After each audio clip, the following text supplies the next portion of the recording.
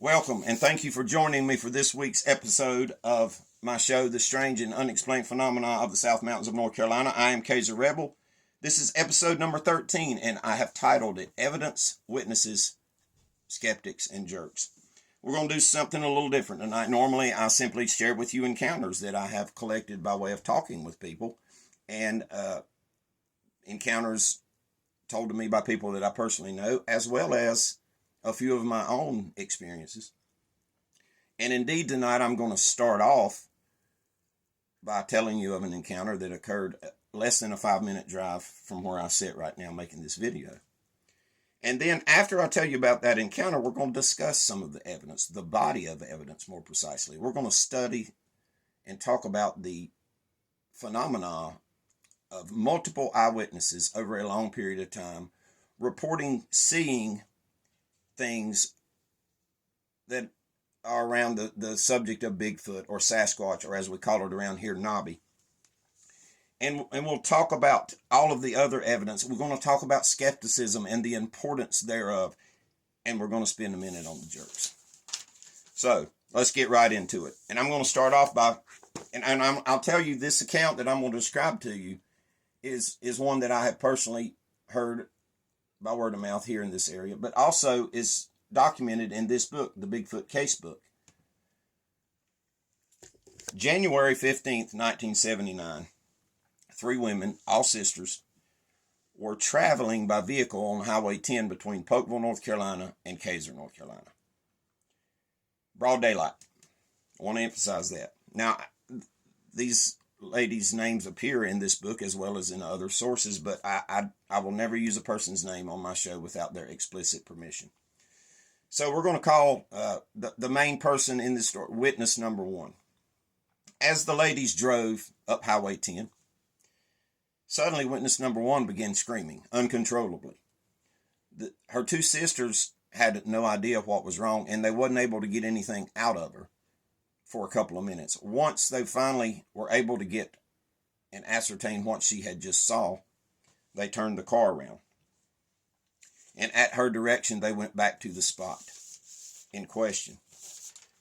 And sure enough, there, right beside a farm pond, standing on a farm pond dam, right by some woods, was a large, hair-covered creature a la Bigfoot, Sasquatch, or Nobby, or what have you.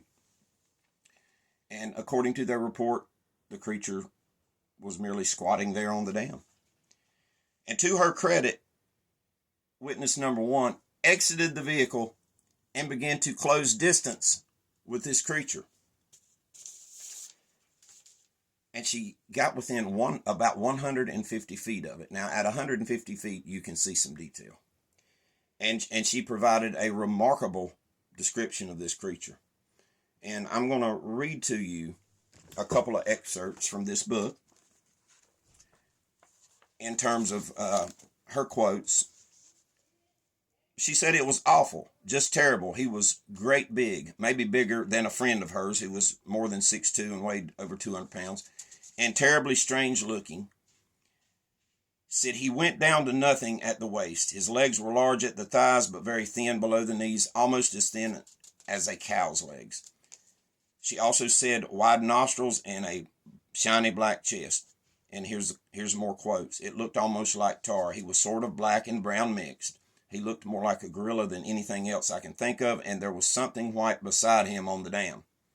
I don't know if it was a bird he had killed or just an empty sack or paper bag. Whatever it was didn't move, and I couldn't tell you if it was some kind of animal or not. 3 women riding down the road, broad daylight, all saw the same thing. Are you prepared to say that those women were liars or that they were mistaken about what they saw? With that, let's talk about some things. Let's talk about the body of evidence, more precisely, the totality of the body of evidence. Now, in modern times, and I stress that, in modern times, there has been more than 10,000 reports that has passed some form of vetting and have been declared to have levels of credibility. I said modern times because the historical record goes back to the 1700s. This is a book by Chad Arment. As you can see how thick it is, it's a collection of news reports, articles of the day, and some eyewitness accounts, that type of thing.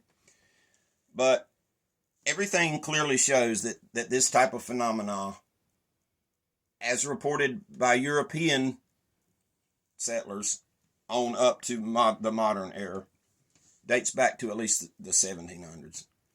I would venture to say that the Spanish who came into the southeastern United States and into the West as well had similar encounters. That's some future research, I suppose.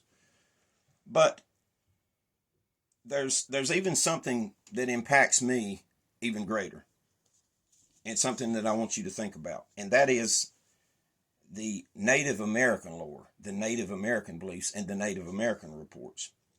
Now, extensive research of the lore and the legends and things handed down by Native American tribes clearly show that most Native American tribes across not just North America, but also in the Central and South America, they have beliefs around this type of creature, whether we call it a Bigfoot or a Sasquatch or a Nobby.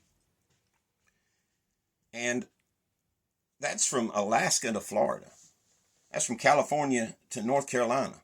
That's from New Mexico all the way up to New England, into Canada. It's extensive. And I'm going to submit to you this.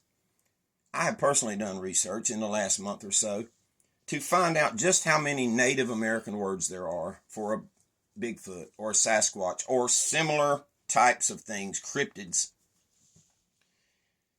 And I have found more than 70 Native American words in North America, not counting Central and South America, more than 70 words that describe such a creature. It may be a Sasquatch or a dogman or a Wendigo. But the research is extensive, and you can do all the reading you want to on it. Now, close to home here in the Cherokee language, there's 3 words for this type of creature. You have first in Cherokee words meaning hairy savage, which has been convoluted over time to be pronounced chickly cuddly, but I think actually the correct pronunciation is kekly cuddly. And then Numuniwi, which means the stone man, and finally Sulkalu, which means those who have slanted eyes. You'll see totem poles in the American Northwest that clearly show the face of an ape with pursed lips, as though it's whistling or something. Now let's tie all this in together. And when you look at the Native American body of lore and testimonies, and couple that with all of the testimonies of everyone in North America, we see similar appearances described. We see similar behaviors described. We see that people in many areas, especially Native Americans, have a great respect and often a very great fear for these type of creatures. And I've heard it said so many times, and I worked in the legal system for many years, how unreliable eyewitness testimony is. Now, it can be. The legal system has sent many an innocent person to jail on a testimony that later proved to be wrong. But in this case, we have these multitudes, tens of thousands, maybe more than 10,000, who knows? Because for every one reported incident, I would venture to say there's probably 10 more, if not greater. But the multitudes of testimonies that corroborate each other in so many cases and show essentially the same picture, the same descriptions, the same behaviors. But this is beyond compelling. Now, to call all of these people over the years, myself included, the Native Americans and everybody else, to call everybody either liars or you're mistaken, well, I would call that almost as irrational as saying you don't believe at all. So I'm going to pick this up with part 2 next week, and I look forward to it. Thank you all.